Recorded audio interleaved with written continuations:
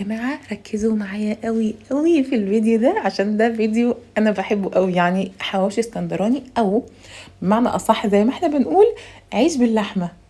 بصوا الفيديو قرب لقلبي، بما ان النهارده يعني الخميس، فيوم بقى كده يعني ايه، خلاص بقى يعتبر الاجازه، فتعملوا بقى اكله زي دي، تقعدوا تتفرجوا على فيلم بالليل. طبعا انا مش هعمل كده، انا بقول لكم انتوا اقتراحات يعني. يعني بتكون اكله خفيفه وسهله وسريعه بصراحه. بصوا سوى الحاجه يا جماعه بجد تستاهل بقكم. يلا بينا نبدا. اول حاجه هجيب معايا 3 كوبايات من الدقيق، وهنزل عليهم بمعلقه سكر صغيره ونص معلقه ملح صغيره، ومعلقتين الا ربع خميره جافه او الخميره الفوريه يعني. معلقتين الا ربع، كل ده من معيار المعلقه الصغيره، والدقيق واللي انا هستخدمه دي كوبايه معياريه. وبعدين هجيب كوبايه ميه الا معلقه كبيره دافيه برضو معياريه، يعني كوبايه الا معلقه كبيره من الميه الدافيه، وهنزلها على الدقيق ده. وبعدين هدي تقليبه كده بسيطه خالص. وبعد ما اديها عجنه بسيطه كده، هروح نازله عليها بمعلقتين من الزيت، بس كده.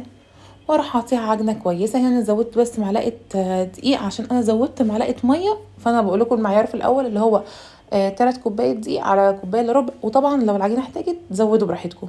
هديها عجنه كويسه قوي لحد ما الاقيها بقت طريه، اروح مغطياها وسايباها من نص ساعه لساعه تخمر معايا. وبعدين هجيب، انا عندي نص كيلو لحمه، فجبت 3 بصلات وسط عشان بحب طعم البصل يعني. وهروح اعطيهم فرمه، مش فرمه ناعمه، انا عايزه الفرمه يعني افرمها كانكم خرطناها على ايديكم. وبعدين هنزل بنص كيلو اللحمه بتاعي، وتقدروا تزودوا اللحمه براحتكم. وبعدين حط عليها الملح بتاعي وفلفل اسود، حبه حلوين فلفل اسود. وبعدين بقى ايه، اروح مقلباهم كلهم مع بعض كويس قوي، عشان يعني ايه كلهم يبقوا اتمزجوا كده مع بعض. وبعد كده بصوا سلام على الضمير.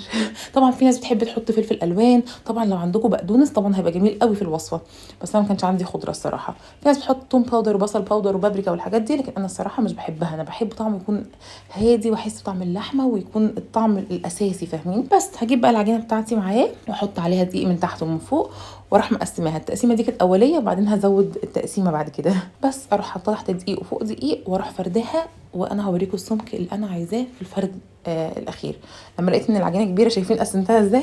بس هروح جايبه حاجه اقدر اقسم عليها العجينه، يعني اضغط على العجينه عشان اطلع شكل دائري معين، عشان يبقى كلها قد بعض. بصوا رفيعه ومش تقيله زي ما انتوا بتشوفوها في الشارع يعني. بس وهروح جايبه اللحمه بتاعتي.